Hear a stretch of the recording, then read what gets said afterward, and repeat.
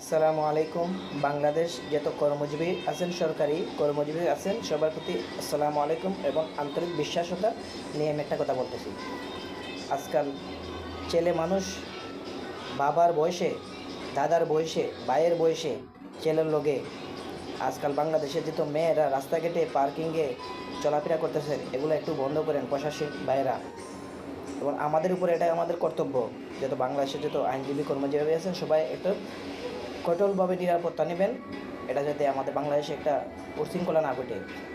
বাইরের রাষ্ট্র Japan, America, London, Pakistan, Dubai, বিভিন্ন কয়েকটা রাষ্ট্র আছে যারা শৃঙ্খলিতভাবে মেয়েরা চলাফেরা করে, এইরকম চলাফেরা করতেছে আমাদের বাংলাদেশে সোনার বাংলাদেশটা, স্বাধীনতা বাংলাদেশটা সবাই একটু কর্মজীবী যতজন বাইরে সারা বাংলাদেশে আছেন সবাই মিলে একটু সুজিকা পালন করবেন। এটাই আমার একটা কথা রইল, যাতে মেয়েরা রাস্তাঘাটে, নারীরা রাস্তাঘাটে যাতে পর্দাশী ছাড়া চলাফেরা করতে পারে না, সেরকম একটা ব্যবস্থা নিতে হবে।